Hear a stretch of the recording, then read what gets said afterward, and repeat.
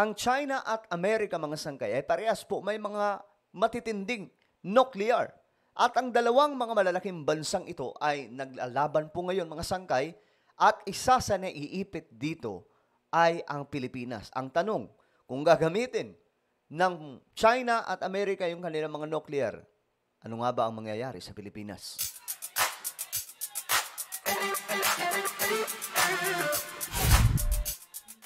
So hello, what's up mga sangkay? This is me, Sangkay Janjan. I'm back dito sa ating channel. Bago tayo magsimula, pakisubscribe po muna yung ating YouTube channel, no? So sa baba ng video na to, mga sangkay, makikita nyo po yung subscribe button. Pindutin nyo lamang po yan, tapos i-click nyo yung bell at i-click nyo po yung all. Ayan po mga sangkay. Tayo po ay 1.28 million subscribers na po dito sa YouTube. Sa mga nanonood naman po sa Facebook, i-follow nyo po yung ating Facebook page. So eto mga sangkay, very interesting itong topic na ito. Sa gitna ng lumalalang tensyon sa pagitan ng Russia at ng West, isang analyst ang nagbabala sa isang posibleng nuclear conflict na maaari ring makaapekto sa Pilipinas. Patuloy ang paglaki ng alitan ng Estados Unidos at ng China sa rehiyon ng Asia-Pacific. Ayan na. Habang pinapalawak ng Beijing ang impluensya nito sa rehiyon, sinusubukan naman ng Washington na pigilan ang mga planong ito gaya ng pagtatangkang paglusob sa Taiwan. Okay, so sa totoo lang mga sangkay, marami pong mga bansa dito ang naiipit. No? Marami mga bansa dito ang naiipit, kasama po ang Pilipinas. Sa awayan po ng Amerika at China. Kasi ang dalawang bansang ito, ayaw po magpalugi ng isa.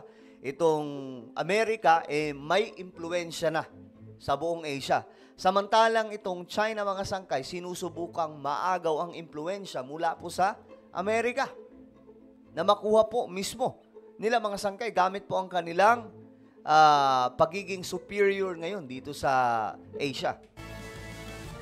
Ayon kay Elizabeth Sa, isang research associate sa German Institute for Foreign and Security Affairs, kahit hindi maging direktang target ang Manila, nanganganib pa rin ito dahil magkapit-bahay lamang ang Pilipinas at Taiwan. Grabe, tingnan nyo yung bilang ng mga warheads, mga sangkay. Russia nangunguna, pangalawa, US, pangatlo ay China.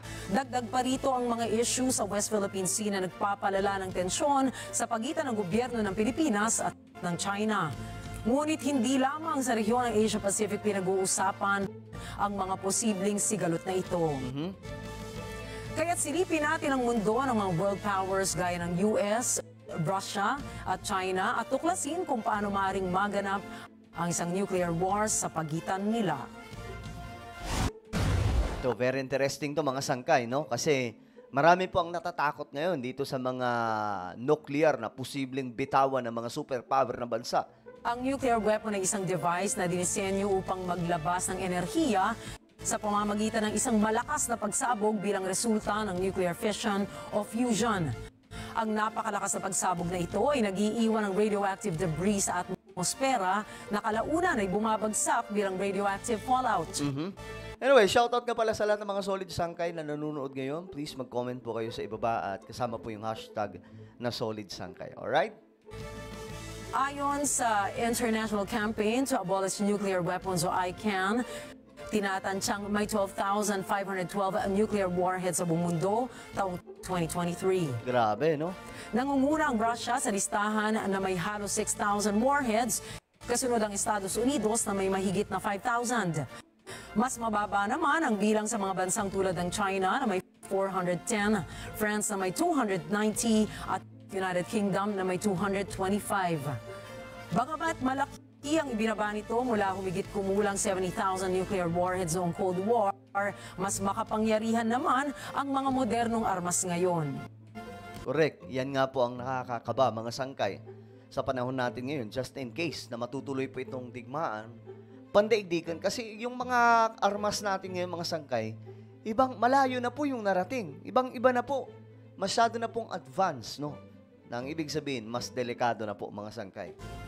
Maliban sa mga nuclear-armed states, may mga bansa rin na nagtataglay ng mga sandatang nuklear sa kanilang mga teritoryo. Kasama rito ang Italy, Turkey, Belgium, Germany, Netherlands at Belarus. Habang may kalamangan ng Russia at Estados Unidos, inaasahan namang tataas ang nuclear arsenal ng China sa mga susunod na dekada. Talakayin natin ang epekto ng isang modernong nuclear warhead mula sa arsenal ng China. Ito na, mga sangkay. Halimbawa, sa pagsabog ng isang missile sa Seoul, South Korea, maaaring magdulot ito ng milyon-milyong pagkasawi Grabe. at pagkasugat. Hindi pa kasama rito ang posibleng mga fatalities sa nuclear fallout o radiation na nananatili sa lugar. Grabe. Ganyan kasi ang nuclear, mga sangkay. Kapag ka na-pull out na yan, pag talagang sumabog na, hindi lamang po isang bugayan. May mga susunod pa kasi yung radiation, mga sangkay, maiiwan dyan. So, yung lahat na natira, mga sangkay, na hindi na napatumba, dyan naman po sila madadali. At higit pa ito ang pinakamalakas na warhead ng mga bansang may mga nuclear weapons. Sa kabilang banda, gaano nga ba kalaki ang posibilidad na magkaroon ng nuclear conflict sa pagitan ng China at ng Estados Unidos? Bukod sa tumataas na tensyon sa West Philippine Sea sa pagitan ng China Coast Guard at Philippine Coast Guard noong 2023, 4 na bagong EDCA sites ang inaprubahan ni Pangulong Ferdinand Marcos Jr. Ayan, yung EDCA sites, isa po yan sa issue din po sa Pilipinas. Di ba nga po, nai-issue yan dahil hanggat andito daw yung mga Amerikano, magiging prone daw ang Pilipinas ng digmaan against China. Pero ang stand ko dito, sino ba ang sumasaklolo sa atin? Di ba? US. Kasi itong China, nangaagaw ng teritoryo. Kumbaga, no choice po tayo sa pagkakataong ito. Naalala po ninyo, mga sangkay, nung panahon po ni Pangulong Duterte, ang dahilan kung bakit nagtuloy-tuloy itong mga aktibidad ng China dyan sa West Philippine Sea ay naging tropa natin ng China. Yun nga lang, hindi natin namamalayan na tuloy-tuloy pala yung kanilang pananakop dyan sa ating teritoryo. Upang maglagay ng mga sundalo sa US sa bansa. Nagresulta ito sa paglala ng tensyon mula sa China na nagbabala ng mga bagong military bases ay isang hakbang lamang ang layo mula sa Taiwan. Ayon kay Elizabeth Sa, maaaring maapektuhan ng Pilipinas kahit hindi ito direktang target ng Beijing. Ayan na ha. Ito na usapang digmaan ng Amerika at China. Na maaari daw po ang Pilipinas, since andito po tayo sa gitna kung sakaling mag-aaway ang dalawang malalaking bansang ito, maapektuhan po talaga tayo. Binigyan din niya na hindi man naging pangunahing target ang bansa, delikado ang lagay ng Pilipinas lalo na kung magdesisyon ang Maynila na mag-imbak o magpasok ng nuclear weapons para sa Estados Unidos. Hindi ito malayong mangyari lalo na't patuloy na pinalalawak ng US ang presensya nito sa bansa bilang bahagi ng estratehiyang mabantayan ang mga aktibidad ng militar ng China. Ayon kay Sa, may 2 posibleng eksena na maaaring magdala ng nuclear conflict sa pagitan ng Beijing at ng Washington. Ayan na. Ang una ay ang posibleng banta ng militar ng US sa Chinese submarine force sa paligid ng Hainan Island na may kakayahang maglunsad ng nuclear missiles. Grabe, no? Kapag nangyari ito, mga sangka, ipit na ipit po talaga tayo. At alam naman po natin, isang nuclear lang, malaki na po ang damage. Sabi pa nga, isang nuclear lang daw po dito sa buong NCR, burado ang NCR. Ganun po katindi, mga sangkay. Kaya wag po natin hamunin ang panahon na umabot po tayo sa ikatlong digmaang pandaigdigan. Ang pangalawa naman ay kung sakaling lusubin na ng China ang Taiwan, na magre-resulta sa direktang labanan sa pagitan ng Washington at Beijing. Bagamat hindi napakataas ng probabilidad na mangyari ang alinman sa mga ito, maaaring seryoso ang magiging resulta kung hindi mapipigilan ng mga bansang maaaring maapektuhan gaya na nga ng Pilipinas. Hindi lamang ang Asia-Pacific ang apektado sa ganitong mga issue, kundi maging ang mga bansang gaya ng Ukraine, Israel at mga bansang nasa pagitan ng mga nuclear-armed states tulad ng mga miyembro ng NATO. Kamakailan ay nagbabala ang Moscow sa West na posibleng magsimula ang isang nuclear war kung pahihintulutan ng mga ito ang Ukraine na gumamit ng Western weapons upang umatake sa loob ng Russia. Okay, so ayan mga sangkay, no? Malaking usapin ito, hindi lamang dito sa Pilipinas, kundi maging doon po sa Europe. Kasi isa sa babala po ni Putin, matinding babala po yun mga sangkay actually, na kapag ka itong West tumulong na ng tuluyan yung NATO sa Ukraine, papaliparin na po nila yung kanilang nuclear. And we know kung gaano kadelikado yan.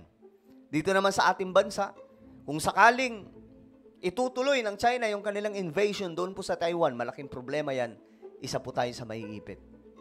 So ang tanong dito, kung magpapalipad ang China at Amerika ng kani-kanilang mga nuclear, ano ang mangyayari sa Pilipinas? Mabubura din ba tayo sa mapa? Well, ano po ang inyong opinion tungkol dyan? Pero, masasabi ko lang, ang paggamit ng nuclear ay last option na po yan. Kapag ka nakita na ng isang bansa na kinakailangan ng gumamit nun, saka lamang po. Kita niyo yung nangyayari sa Ukraine at Russia, di ba? Matagal na pong may war, pero walang ginagamit na nuclear up to now. Okay? So, ano po ang inyong opinion? Just comment down below. Guys, mayroon po akong isang YouTube channel. Ito po ay Sangkay Revelation. I-subscribe nyo po ito mga Sangkay dahil dito po ako mag-upload na ng mga episode natin ng Usapang Usapan. Okay, magandang topic pong ina-upload natin dito. Kaya naman, click the subscribe. Hanapin nyo po ito sa YouTube, Sangkay Revelation. Click the subscribe, click the bell, and click all. Alright, so ako na po ay magpapaalam. Mag-iingat pong lahat. God bless everyone.